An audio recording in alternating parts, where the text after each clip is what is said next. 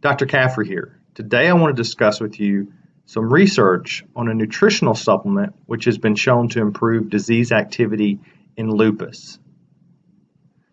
So the name of the study was N-acetyl cysteine. That's the supplement they use. It's an amino acid based supplement. Reduces disease activity by blocking mTOR. mTOR is a signaling protein found in the cells in T cells of lupus patients. So it says here, systemic lupus erythematosus patients exhibit T cell dysfunction, that's immune cell dysfunction, which can be regulated through the mitochondrial transmembrane potential, that's the energy-making portion of the cell, and mammalian target of rapamycin, which is the signaling protein they were trying to influence in this study. So they were looking at the safety, tolerance, and efficacy of using this N-acetyl cysteine supplement, and this was a randomized, double-blind, placebo-controlled study. So they looked at 36 individuals with lupus, and they gave them either a placebo or they received 3 different doses of 1.2 gram, 2.4 gram, or 4.8 gram of N-acetyl cysteine. And then they monitored disease activity by using standardized disease scales, and they monitored fatigue by using a fatigue assessment scale. And they did this before, during, and after 3 months of treatment with the N-acetyl cysteine. They also looked at some of these other things that they were trying to target these cellular mechanisms as well. So they found that the NAC was well tolerated in all the patients up to 2.4 grams. And then when they got to the higher dose, about a third of the individuals had some reversible nausea. My experience with this has been that if you kind of split the difference between these two doses, the 4.8 and 2.4 gram dose, a lot of times you don't get nausea, or if you just make sure to take the supplement with food, a lot of times that will alleviate that as well.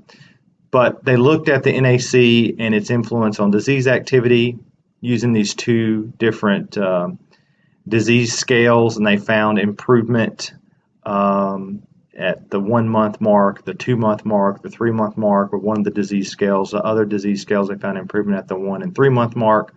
And then they found improvement on the fatigue scales after 2 and 3 months.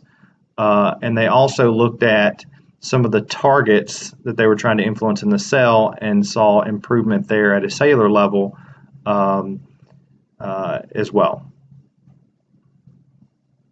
So the conclusion of this study was this pilot study suggests that NAC, N-acetyl cysteine, safely improves lupus disease activity by blocking mTOR and T lymphocytes. And this is in the discussion of the study. They say the therapeutic importance of N-acetyl cysteine for SLE, that's lupus, is reflected by, number 1, achieving clinical improvement in 2 validated disease activity scores within 3 months. So they did that. Number 2, diminishing fatigue. They did that, which fatigue is oftentimes a debilitating symptom in lupus as well as other autoimmune diseases. And then 3, the absence of significant side effects. They showed that. And number 4, affordability of this medication. It's actually a supplement rather. It's an amino acid. A monthly supply of 600 milligram NAC caps costs $15 to $30 on the retail market. This sharply contrasts with the average annual direct medical cost estimated to be $22,580 per patient in 2009. So this intervention, not only was it safe, it was effective, and it's affordable. It seems like a very simple, low-cost intervention that might hold some promise for individuals with lupus. So my advice is to work with your doctor with these kind of issues. Bring this study to your doctor's attention. If your rheumatologist is not familiar with this, seek out and find a individual that has expertise in functional medicine and work with them and consider that N-acetyl cysteine may be a safe, simple solution or adjunct to your current therapy for SLE. I'm Dr. Caffery. Thank you for listening.